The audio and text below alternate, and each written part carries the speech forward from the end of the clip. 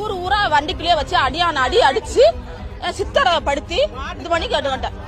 மாட்டுக்கொட்டை பத்திராவளி அம்மன் மாட்டுக்கொட்டை பின்னாடி ராட வச்சு அடிச்சு சித்தரப்படுத்திருக்காங்க. இன்னைக்கு இந்த சிவகங்கை மாவட்டத்துல கோயில்ல வச்சு கொலை நடந்திருக்கு. இன்னைக்கு அந்த அறநிலைத்துறை யார் கண்ட்ரோல்ல இருக்கு? சேகர் பாபு அமைச்சர் கையில தானே இருக்கு. அந்த அறநிலைத்துறையில வேலை பார்த்த பையன் தான் இந்த தம்பி.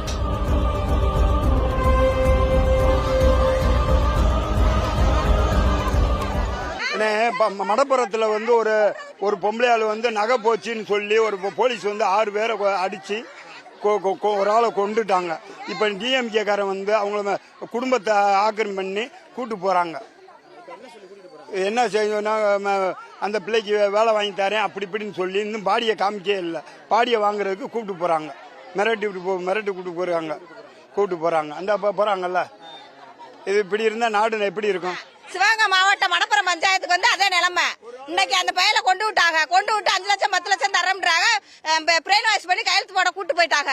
நாளைக்கு எங்க பிள்ளைல வேணா கொல்லட்டு, எங்களுக்கு வேணா 20 லட்சம் 30 லட்சம் கொடுக்கட்டு. இதே நடக்கு.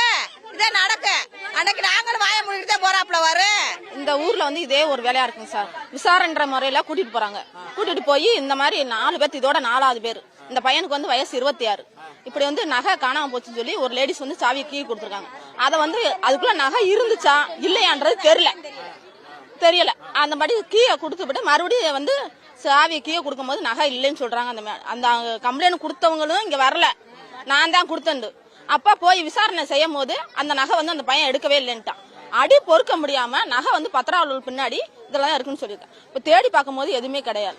அப்போ சும்மா போய் கம்ப்ளைண்ட் கொடுத்த அந்த லேடி 6 போலீஸ் அவங்க எல்லாம் சித்திரவப்படுத்தி, அதாவது ஒண்ணு கம்ப்ளைண்ட் கொடுத்த அன்னைக்கு ரிமாண்ட் பண்ணி செயலில் வச்சிருக்கணும், இல்ல கோர்ட்ல ஆஜர்படுத்திருக்கணும். ரெண்டுமே செய்ய கிடையாது. ரெண்டுமே செய்யாம ஊர் ஊரா வண்டிக்குள்ளே வச்சு அடியான அடி அடிச்சு சித்திரவப்படுத்தி இது பண்ணி கேட்டுக்கிட்டேன். மாட்டுக்கொட்டை பத்திராவளி அம்மன் மாட்டுக்கொட்டை பின்னாடி ராட வச்சு அடிச்சு சித்திரப்படுத்திருக்காங்க. சித்திரப்படுத்த விட்டுமே அந்த மாதிரி தண்ணி கேட்கும் போது தண்ணியில மசாலா பொடிய கலந்து தண்ணியில ஊத்தி விட்டுருக்காங்க.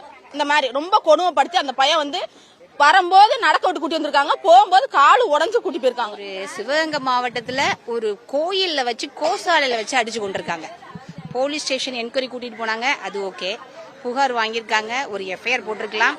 எஃப்ஐஆர் போட்டதுக்கு அப்புறம் ஒரு மேஜிஸ்ட்ரேட்டை ஒப்படைச்சிருக்கலாம். காவல்துறைக்கு சட்டம் என்ன சொல்லுது? புகார் வந்தா